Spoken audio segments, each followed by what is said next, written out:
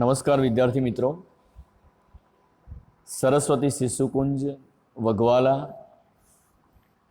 આપ સર્વે હાર્દિક મિત્રોનું સ્વાગત કરે છે। Standard 10 English medium, subject Sanskrit, video number 35। મિત્રો, પરીક્ષાના એન્ડ તરફ આપણે જઈ રહ્યા છીએ, ત્યારે આપણું સંસ્કૃત પેપરની જે પેપર સ્ટાઇલ છે એ સૌ પ્રથમ આપણે સમજી લઈએ। તો સૌથી પહેલામાં પહેલું કે આપણો સિલેબસ કેટલો છે તમને બધાને ખ્યાલ હશે કે ચેપ્ટર 1, 2, 3 એન્ડ 4 આ 4 સિલેબસ છે આપણા। ઇટ મીન્સ કે 4 ચેપ્ટર છે। એમાં પોયમ છે 1, 3, પ્રોસ છે ચેપ્ટર નંબર 2 એન્ડ ડ્રામા છે ચેપ્ટર નંબર 4। મતલબ કે આ 4 ચેપ્ટરને આ રીતે આપણે ડિવાઇડ કરવા જઈ રહ્યા છે। તો જુઓ બેટા, બોર્ડના નિયમ પ્રમાણે સેક્શન એ પેપર સ્ટાઇલ છે। જુઓ, બોર્ડના નિયમ પ્રમાણે સેક્શન એ પ્રોસ આવે છે, બરાબર છે। ઇટ મીન્સ કે ગદ્ય વિભાગ હોય છે। સેક્શન બી એ પોયમ વિભાગ હોય છે, બરાબર, ઇટ મીન્સ કે પદ્ય વિભાગ હોય છે। અને સેક્શન સી એ ડ્રામા વિભાગ હોય છે, નાટ્ય વિભાગ, બરાબર। અને સેક્શન ડી એ વ્યાકરણ છે, બરાબર। અને સેક્શન ઈ આવે છે બોર્ડમાં, અત્યારે નથી, આપણે ઈ સેક્શન અહીંયા આગળ લીધું નથી। તો અત્યારે તમારી જોડે 4 સેક્શન છે, સેક્શન એ, બી, સી અને ડી। તો સેક્શન એ પ્રોસ વિભાગ છે। તો એ પ્રોસમાં માત્ર અને માત્ર ચેપ્ટર 2 માંથી જ પ્રશ્નો આવશે, બરાબર। તો એ પ્રશ્નો કયા કયા હશે એ આપણે શાંતિથી સમજીએ બેટા। તો પ્રશ્નમાં છે સૌ પ્રથમ કે translate the given paragraph in English, એટલે કે ઇંગ્લિશ પેરેગ્રાફનું સંસ્કૃત પેરેગ્રાફનું ઇંગ્લિશમાં ટ્રાન્સલેશન આપણે કરવાનું છે બેટા, બરાબર। અને અહીં તમને કોર્નરમાં આપ્યું છે જો ઓનલી 1 or 1, એટલે કે એમાં ઓપ્શન આવશે કે એકના ઓરમાં એક પેરેગ્રાફ તમારે લખવાનો છે। બંને લખવાની જરૂર નથી, સમય બગાડવાની જરૂર નથી, કોઈ પણ એક જ લખવાનો છે। એના માર્ક્સ કેટલા છે બેટા? 5 માર્ક્સ, બરાબર। પછી બીજો પ્રશ્ન તમને પૂછાશે કે write the given Sanskrit question answer in Sanskrit language. It means કે સંસ્કૃત પ્રશ્નનો સંસ્કૃતમાં આન્સર આપવાનો છે। કેટલા પૂછાશે? તો કે ઓનલી 2। કેટલા માર્ક્સના હશે? 4 માર્ક્સ। ઇટ મીન્સ કે એક ક્વેશ્ચનનો 2 માર્ક્સ થશે, બરાબર। પછી છે write the English question answer in English, બરાબર છે। ઇંગ્લિશ પ્રશ્નનો તમારે ઇંગ્લિશમાં આન્સર આપવાનો છે। કેટલા પૂછાશે? ઓનલી 4। કેટલા માર્ક્સ હશે? 8, એટલે કે એક પ્રશ્નનો 2 માર્ક્સ હશે, બરાબર છે। ચાલો, હવે આવે છે સેક્શન બી। સેક્શન બીમાં આપણે પહેલી જ સેક્શન બી એ આપણો પોયમ વિભાગ છે બેટા, બરાબર।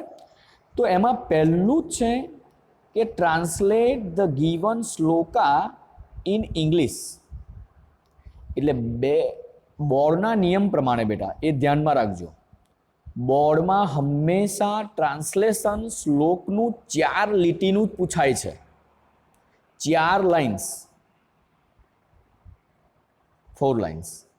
તો 4 લીટીના શ્લોકોનું જ ટ્રાન્સલેશન પૂછાય છે, 2 લીટીના શ્લોકોનું ટ્રાન્સલેશન પૂછાતું નથી।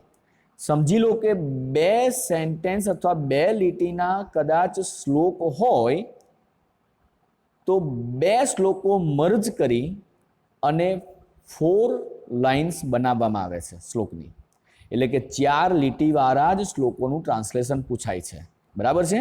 અને એ પણ તમને એકના ઓરમાં એક જ પૂછાશે, એટલે કોઈ પણ એક જ લખવાનું, બરાબર. કેટલા માર્ક્સ હશે? 5 માર્ક્સ, બરાબર. પછી આગળ ઇન્સ્ટ્રક્શન છે, write the given Sanskrit question answer in Sanskrit language. It means કે સંસ્કૃત ક્વેશ્ચનનું સંસ્કૃતમાં આન્સર લખવાનો છે તમારે, બરાબર છે. કેટલા પૂછાશે? 2. કેટલા માર્ક્સ છે? 4 માર્ક્સ, બરાબર છે. આ બધું જ બેટા ધ્યાનમાં રાખજો. કયા ચેપ્ટરમાંથી પૂછાશે? તો કે આપણી જોડે પોયમમાં ચેપ્ટર છે માત્ર ને માત્ર 1 and 3. આ 2 જ પોયમમાંથી આ પૂછાશે, બરાબર છે. પછી છે write the English question answer in English, બરાબર. ઇંગ્લિશ પ્રશ્નનો ઇંગ્લિશમાં આન્સર તમારે આપવાનો છે, બરાબર છે. કેટલા પૂછાશે? 4 પ્રશ્ન પૂછાશે, 4 ક્વેશ્ચન હશે. એના કેટલા છે? 8 માર્ક્સ, 8 માર્ક્સ, બરાબર. પછી છે complete the Shloka given below.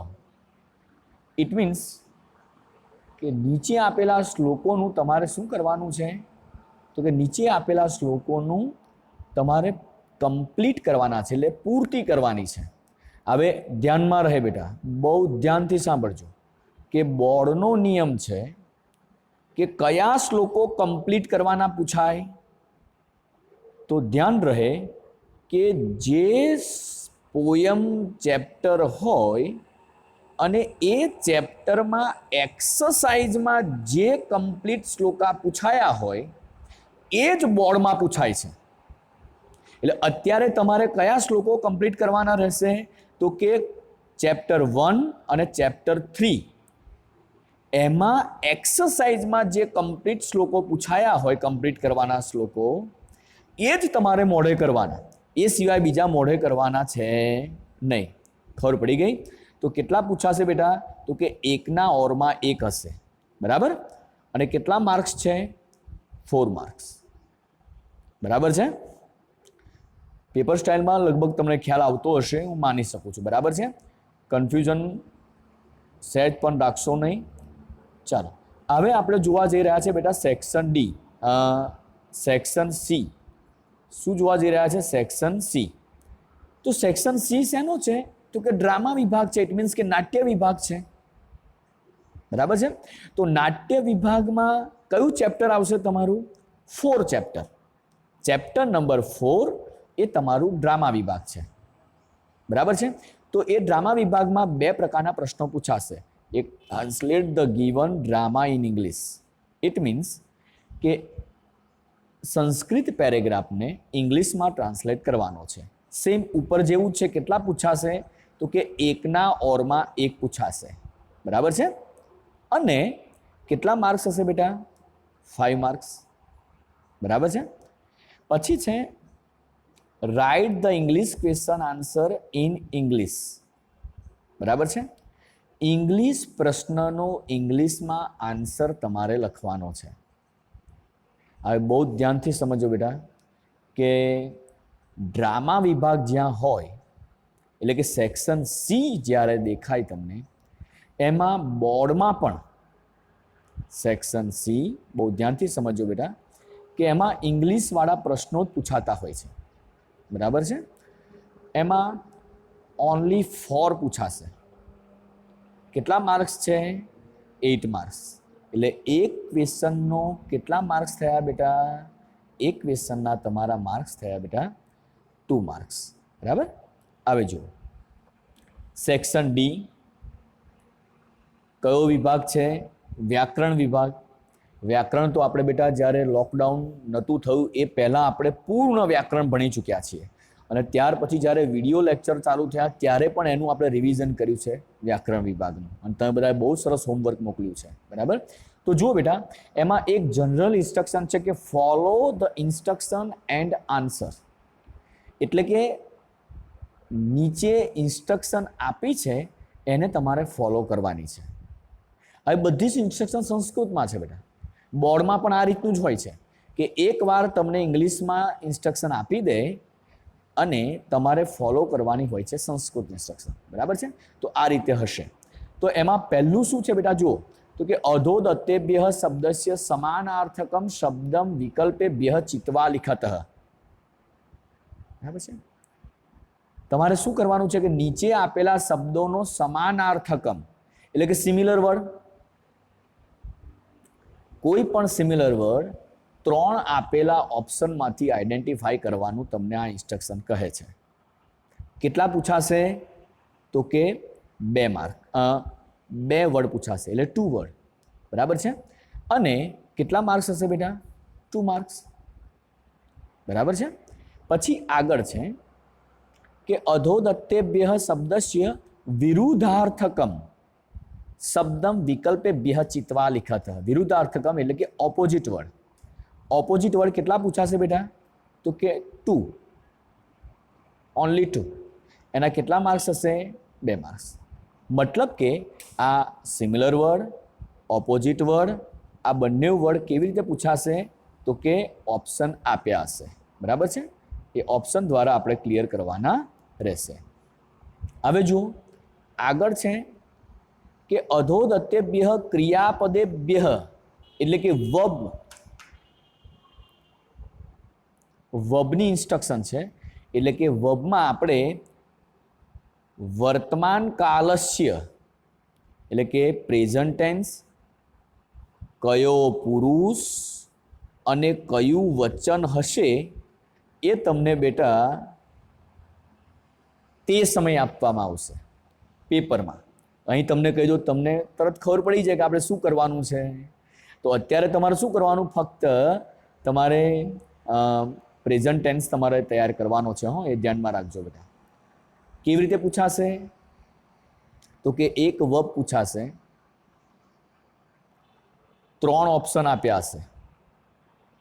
એમાં ઇન્સ્ટ્રક્શનમાં કહ્યું હશે કે અધોદત્તેભ્ય ક્રિયાપદેભ્ય, નીચે આપેલા ક્રિયાપદ એટલે કે વર્બમાંથી વર્તમાનકાલ, ઉત્તમ પુરુષ, એક વચનસ્ય રૂપમ ચિત્વા લિખતઃ. એટલે નીચે આપેલા વર્તમાન કાળમાંથી ઉત્તમ પુરુષ એક વચનનું રૂપ શોધીને લખો, એવું તમને કહેશે. તો તમારે 3 ઓપ્શનમાંથી આઈડેન્ટિફાઈ કરવાનું કે ભાઈ વર્તમાન કાળ, ઉત્તમ પુરુષ, એક વચનનો વર્બ કયું છે. તો એ તમને ક્યારે આવડશે? કે જ્યારે તમને પેલા પ્રેઝન્ટ ટેન્સના પ્રત્યયો તમને યાદ હશે ત્યારે. મી વહ મહ સી થ થ તી તહ અંતિ, ઈ વહે મહે સે ઇથે દ્વે તે ઇથે અંતે, બરાબર છે? એ પ્રેઝન્ટ ટેન્સના પ્રત્યયો તમને મોડે હશે ત્યારે. પછી બીજો પ્રશ્ન એવો છે બેટા જો વર્બ પરિચયનો કે અધોદત્તેભ્ય ક્રિયાપદેભ્ય ભવિષ્યકાલસ્ય એટલે ફ્યુચર ટેન્સ ના પ્રત્યયો તમને ખ્યાલ છે ને? શ્યામી, શ્યાવહ, શ્યામહ, શ્યસી, શ્યથ, શ્યથ, શ્યતિ, શ્યત, શ્યંતિ, શ્યે, શ્યાવહે, શ્યામહે, એ તમને ખ્યાલ છે. તો બીજો તમારો વ્યાકરણનો વિભાગ એ છે વર્બનો કે ભવિષ્યકાલ. એક્ઝામ્પલ તરીકે કે ઉત્તમ પુરુષ એક વચનસ્ય રૂપમ ચિત્વા લિખતઃ. એટલે કે ભવિષ્યકાળનું ઉત્તમ પુરુષ એક વચનનું રૂપ તમારે શોધીને નીચેથી લખવાનું છે. કેટલું હશે? તો જોઈ લો અહીં આગળ બેટા 4 પૂછાશે. એના 4 માર્ક્સ છે બેટા. કેટલા માર્ક્સ છે? 4 માર્ક્સ, બરાબર છે? 4. હવે અધોદત્તેભ્ય વાક્યેભ્ય સ્મ પ્રયોગમ કૃત્વા વાક્યમ પુનઃ લિખતઃ. એટલે તમને ખ્યાલ હશે કે આપણે પેલા સ્મ પ્રયોગ તમે શીખ્યા હતા, બરાબર ને? કોઈ પણ વાક્યના પાછળ વર્બ આપ્યું હોય, એ વર્બ જે કાળમાં આવ્યું હોય ભલે ને, પણ એને આપણે કન્વર્ટ શેમાં કરતા હતા? પ્રેઝન્ટ ટેન્સમાં.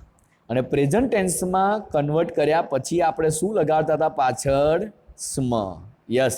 તો એ સ્મ પ્રયોગ તમારો કેટલા માર્ક્સનો પૂછાશે? ઇટ મીન્સ કે 2 પ્રશ્ન પૂછાશે, એના 2 માર્ક્સ થશે બેટા, બરાબર છે? તો તમને ખ્યાલ આવ્યો હશે કે વર્બ પરિચય જે ઉપરનો છે બેટા, એ વર્બ પરિચય કયો છે? એક વર્તમાનકાળ અને ભવિષ્યકાળ. આ 2 જ હવે તૈયાર કરવાના છે, બરાબર? આમ તો તમે બધા કર્યા છે, મને આનંદ છે. પછી બીજા નંબરે આવે છે સ્મ પ્રયોગ, બરાબર? પછી હવે આવે છે નાઉન રૂપ. તો કે અધોદત્તેભ્ય નામ રૂપેભ્ય, નીચે 3 વિકલ્પ આપ્યા હશે, એ 3 વિકલ્પોમાંથી એક્ઝામ્પલ તરીકે અહીં લખ્યું હોય કે પ્રથમા વિભક્તિ એક વચનસ્ય રૂપમ ચિત્વા લિખત, એટલે નીચે આપેલા રૂપોમાંથી, નાઉન રૂપોમાંથી પ્રથમા વિભક્તિ એક વચનનું રૂપ તમારે શોધીને લખવાનું છે. બરાબર. પછી અધોદત્તેભ્ય આગળ કહે છે કે અધોદત્તેભ્ય નામ રૂપેભ્ય, સમજી લો એમાં પણ એવું જ ક્યાંક છે. બરાબર છે. તો બે તમારા નાઉન રૂપ પૂછાશે, એના 2 માર્ક્સ થશે. અહીં પણ 2 નાઉન રૂપ પૂછાશે, એના તમારા 2 માર્ક્સ થશે. બરાબર છે. તો નાઉન રૂપ આની અંદર કયા કયા આવશે એ તમને યાદ કરાવી દઉં. નાઉન રૂપમાં એક આવશે જનહના નાઉન રૂપ, લતાના નાઉન રૂપ, ફલમના નાઉન રૂપ, નદીના નાઉન રૂપ અને ભૂમિના નાઉન રૂપ. આ 5 પ્રકારના નાઉન રૂપ હતા, તમને ખ્યાલ હશે. એ 5 પ્રકારના નાઉન રૂપ મોડે કરી દેજો, કારણ કે અહીંયા આગળ નાઉન રૂપને આપણે વેટેજ આપ્યું છે કેટલું, 2 માર્ક્સનું આપણે વેટેજ આપ્યું છે બેટા. બરાબર છે. અહીં તમે જોઈ શકો છો કે 2 માર્ક્સનું આપણે વેટેજ આપેલું છે અહીંયા આગળ. બરાબર છે. જો આ 2 માર્ક્સ છે, આ 2 માર્ક્સ છે. બરાબર. એટલે 4 માર્ક્સનું નાઉન રૂપ છે. તો 4 માર્ક્સના નાઉન રૂપમાં આ 5માંથી પૂછવામાં આવશે, ધ્યાનમાં રાખજો. હવે આગળ છે રેખાંકિતસ્ય કૃદંતસ્ય પ્રકારમ લિખત. એમાં એક સેન્ટેન્સ આપ્યું છે, એ સેન્ટેન્સમાં ક્યાંક એક વર્ડની નીચે અંડરલાઈન કરી હશે. એ અંડરલાઈન કરેલો વર્ડ તમારે શું કરવાનો છે, કૃદંતનો હશે, અને એને તમારે કયું કૃદંત છે એ તમારે શોધી અને લખવાનું છે. કૃદંતો તમને બધાને ખ્યાલ છે ને બેટા? કયા કયા કૃદંતો? સંબંધકભૂત કૃદંત, હેત્વર્થ કૃદંત, વિધ્યર્થ કૃદંત, કર્તરીભૂત કૃદંત, કર્મણીભૂત કૃદંત. આના પ્રત્યયો તમને બધાને મેં આપી દીધેલા છે. બરાબર.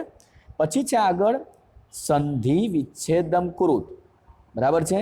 એ કૃદંતો જોઈ લો આગળ, 4 માર્ક્સના કૃદંતો હશે અને એના 4 પ્રશ્નો હશે. બરાબર છે.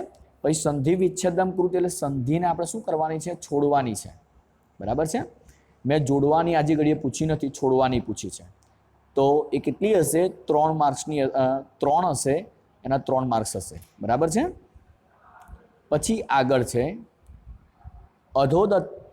અધોદત્તયો સામાસિક પદયો સમાસ પ્રકારો લિખત. એટલે નીચે આપેલા જે શબ્દો છે એ શબ્દોનો તમારે કયો સમાસ બને છે એ સમાસ તમારે શોધીને લખવાનો છે. કેટલા સમાસ પૂછાશે? 4 સમાસ પૂછાશે બેટા. એના 4 માર્ક્સ હશે, એ ધ્યાનમાં રહે. બરાબર છે. તો સમાસ કયા કયા છે તો તમને બધાને ખ્યાલ છે બેટા? યસ. સમાસ આપણા ટોટલ તમને ખ્યાલ હશે કે ભાઈ કર્તર દ્વંદ્વ સમાસ, એમાં ઇતરેતર દ્વંદ્વ સમાસ, સમાહાર દ્વંદ્વ સમાસ, ઉપપદ વિભક્તિ, તત્પુરુષ સમાસ, નજ તત્પુરુષ સમાસ. બરાબર છે. દ્વિગુ સમાસ, કર્મણીભૂત કૃદંત, બહુવ્રીહી સમાસ, અવ્યયી સમાસ. બરાબર છે. એમ ટોટલ મલાવીને 7-8 આપણા જે સમાસ થાય છે, ટોટલી સમાસ અહીં પૂછાશે, ધ્યાનમાં રાખજો. એટલે બધા જ સમાસો તમારે ક્લિયર કરવાના. બરાબર. તો હું માનું ત્યાં સુધી તમને આ પેપર સ્ટાઇલમાં બેટા ખ્યાલ આવ્યો હશે. બરાબર છે. પેપર સ્ટાઇલ બહુ સરળ છે, સરળ રીતે બનાવી છે. પ્રશ્નો તમારે મોડે કરવાના રહેશે. બરાબર છે. હવે આપણા ચેપ્ટર પ્રમાણે આપણે રિવિઝન કરીએ. પહેલું પેપર સ્ટાઇલ આપણે જોઈ, હવે આપણે ચેપ્ટર 1, 2, 3, 4 એ પ્રમાણે ચેપ્ટર છે. બરાબર છે. તો આપણે હવે બેટા ચેપ્ટર પ્રમાણે રિવિઝન કરીએ. બરાબર છે. તો અહીં આગળ તમારું પહેલું ચેપ્ટર આપણે જોઈએ, ફર્સ્ટ ચેપ્ટર તો પોયમ છે. તો પોયમ કયા સેક્શનો પૂછાવાની છે? યસ, સેક્શન બીમાં. તો સેક્શન બીમાં ફર્સ્ટ નંબરની પોયમ પૂછાવાની છે. તો ફર્સ્ટ નંબરની પોયમ શું કહે છે બેટા? તો કે સમવદધ્વમ નામની આ પોયમ છે. એમાં પહેલો શ્લોક છે, શું કહે છે? તો આપણે એનું વિહંગાવલોકન કરી લઈએ વન બાય. બરાબર છે. તો તમને થોડીક સરળતા રહે બેટા. તો તમે જોઈ શકો છો પહેલો શ્લોક છે કે સમ ગચ્છદ્વમ સંવદદ્વમ. પહેલો શ્લોક તમને એમ કહે છે કે સાથે બોલો, સાથે ચાલો, બધાના મન એક રીતે બન્યા રહો. કેવી રીતે? તો કે જેમ દેવા ભાગમ યથા પૂર્વે સંજાનાનામ ઉપાસતે. એટલે કે જેમ દેવતાઓએ ભૂતકાળમાં સમુદ્ર મંથન કર્યું અને એમાંથી જે વસ્તુ મળી એનું કેવી રીતે આપણે એમને બિલકુલ બધાના મનને સંતોષ થાય એ રીતે વહેંચ્યું હતું, બસ એ રીતે. બરાબર છે. પછી બીજા નંબરનો શ્લોક શું કહે છે તમને જુઓ. વિશ્વાની દેવ સવિતુર્દુરિતાની પરાસુવ. વિશ્વાની એટલે આખા વિશ્વમાં, હે સૂર્યદેવ, આખા વિશ્વમાં દુરિતાની પરાસુવ. દુરિતાની એટલે જે ખોટું છે એ પરાસુવ એટલે ચાલ્યું જાઓ. પછી યદ ભદ્રમ આસુવ, જે કલ્યાણકારી છે તે પાછું આવો. બરાબર છે. આ બધા શ્લોકોનું મેં બેટા ઇંગ્લિશમાં પણ ટ્રાન્સલેશન મૂકેલું છે, તમને ખ્યાલ છે. બરાબર. પછી આપણને ત્રીજો શ્લોક શું કહે છે? તો જુઓ, ત્રીજો શ્લોક કહે છે અનુવ્રત પિતોઃ પુત્ર માત્રા ભવતુ સન્મના. એટલે કે ત્રીજો શ્લોક કહે છે કે પિતાને અનુસરનારો બને, ફોલો કરનારો બને. કોણ? તો કે એનો સન, પુત્ર. માત્રા ભવતુ સન્મનાઃ, બધાના મન એક બનીને ઊભા રહે માત્રા પ્રમાણે. પછી કહે છે કે જાયા પત્યે મધુમતી. પત્ની કેવી બને? તો કે પતિ સામે મધુર વચન બોલનારી બને. એટલું જ નહીં, શાંતિવામ, શાંતિથી બોલનારી બને. બરાબર છે. એટલે કે પુત્ર પિતાને અનુસરનારો બને, પુત્ર માતાના મનને અનુસરનારો બને. માત્રા એટલે માતા. બરાબર છે. પછી પત્ની પોતાના પતિ પ્રત્યે મધુર વાક્ય બોલે, શાંતિવાળું બોલે. પછી જે ચોથા નંબરનો શ્લોક કહે છે સર્વે ભવંતુ સુખિનઃ સર્વે સંતુ નિરામયા. એટલે કે બધા જ સુખી થાઓ, બધા નિરોગી રહો. સર્વે ભદ્રાણી પશ્યંતુ, બધા કલ્યાણકારી જુઓ. અને માં કશ્ચિત દુઃખ ભાગ ભવેત. બરાબર છે. બધાના દુઃખમાં સહકારની લાગણીવાળા બનો. પછી પાંચમો શ્લોક તમને શું કહેવા માંગતો હતો બેટા? કાલે વર્ષંતુ પરજન્ય પૃથ્વી સસ્યશાલિની. એટલે સમય આવે ત્યારે વરસાદ વરસે. પૃથ્વી સસ્યશાલિની એટલે કે એનો અનાજ પુષ્કળ આપે. દેશોયમ ક્ષોભ રહિત હો, એટલે દેશ પોતે ગરીબીમાંથી દૂર થાય. અને માનવાહા સંતુ નિર્ભયા, માણસો શું બને? તો કે નિર્ભય બને. બરાબર. તો આ પાંચે પાંચ શ્લોકનું આપણે વિહંગાવલોકન કર્યું છે. અહીંયા આગળ તમને જે ગ્લોસરી આપી છે એ ગ્લોસરી જોજો બેટા. તમને ત્યાં આગળ તમે ડાયજેસ્ટની ગ્લોસરી તો મોકલાયેલી જ છે, એને પણ ન્યાય આપજો અને આને પણ ન્યાય આપજો બેટા. બરાબર છે. પછી આવે છે એક્સરસાઇઝ. હવે તમને ખબર છે કે તમારી જો પેપર સ્ટાઇલ છે તો પેપર સ્ટાઇલમાં તમને ખબર છે બેટા સેક્શન બી જે છે એ સેક્શન બી કયું છે? તો તમને ખ્યાલ છે કે પોયમ વિભાગનું સેક્શન છે. તો સેક્શન બીમાં 4 પ્રકારના પ્રશ્નો છે તમારી સામે. બરાબર ને? 4 પ્રકારના જે પ્રશ્નો છે એ 4 પ્રકારના પ્રશ્નોમાં પહેલો પ્રશ્ન છે કે કોઈ પણ શ્લોકનું ટ્રાન્સલેશન કરો. બીજો પ્રશ્ન છે સંસ્કૃત પ્રશ્નનો સંસ્કૃતમાં આન્સર આપો. બરાબર છે. તો અહીં સંસ્કૃત પ્રશ્નો આપ્યા છે, એનો આન્સર આપણે વન બાય ઝડપથી જોતા જઈએ વિકલ્પમાંથી. બરાબર છે. તો અહીંયા આગળ પૂર્વે કે સંજાનાનામ ઉપાસતે, પહેલા કહે છે કે સંજાનાના કોની ઉપાસના કરવામાં આવી હતી? તો કે ભૂતકાળમાં દેવાહા, દેવતાઓની શું કરવામાં આવી હતી? ઉપાસના કરવામાં આવી હતી. કવિ કિમ યાચતે, કવિ શું માગે છે? તો કે વિશ્વ માટે ભદ્રમ, કલ્યાણ માગે છે. પછી કહે છે જાયા કીદૃશિમ વાચામ વદતું. જાયા એટલે પત્ની. પત્ની કેવી વાણી બોલવી જોઈએ પત્નીએ? તો કહે છે જ્ઞાનયુક્ત પત્નીએ શાંતિ વાચા એટલે કે શાંતિવાળી વાણી બોલવી જોઈએ. એને ક્રોધ કરીને બોલવું જોઈએ નહીં. પછી કહે છે સર્વે કીદૃશાહ ભવંતુ. બધા કેવા બનવા જોઈએ? તો કે સુખી નહ. આપણા ઋષિ મુનિએ શું માગણી કરી? બધા સુખી રહે, આનંદિત રહે એની માગણી કરી. પછી આગળ કહે છે પર્જન્ય કદા વર્ષતુ. પર્જન્ય કદા વર્ષતુ? તો કે કાલે વર્ષતુ પર્જન્ય. સમય સમયે વરસાદ વરસે. બરાબર છે. પછી કહે છે કે પુત્ર ખાલી જગ્યા અનુવ્રત ભવતુ. પુત્ર કોનું અનુસરણ કરે? તો કહે છે પિતુઃ પુત્ર અનુવ્રત. બરાબર. પછી આગળ છે કે ખાલી જગ્યા નિરામયા ભવતુ. ખાલી જગ્યા નિરામયા ભવતુ. ઇટ મીન્સ કે કોણ નિરામય બને, કોણ તંદુરસ્ત બને? તો કે સર્વે, બધા જ. કોઈ માણસ જ પશુ તંદુરસ્ત બને એવું નહીં, બધા જ તંદુરસ્ત બને. સર્વે ખાલી જગ્યા પશ્યતુ. સર્વે ખાલી જગ્યા પશ્યંતો. બી એટલે કે ધનાની, બધા શું જુએ? ધનાની. બરાબર છે. સોરી, આપણો 8મો પ્રશ્ન છે બેટા. સોરી, સર્વે 9મા નંબરનો પ્રશ્ન છે આપણો, પ્રશ્ન નંબર 9. એમાં એવું કહે છે કે સર્વે ખાલી જગ્યા પશ્યંતુ. હા હા, બધાએ કેવી રીતે જોવું જોઈએ? તો કહે છે ભદ્રાણી પશ્યંતુ. બધાનું કલ્યાણ જોવું જોઈએ, કલ્યાણ ઈચ્છવું જોઈએ. બરાબર છે.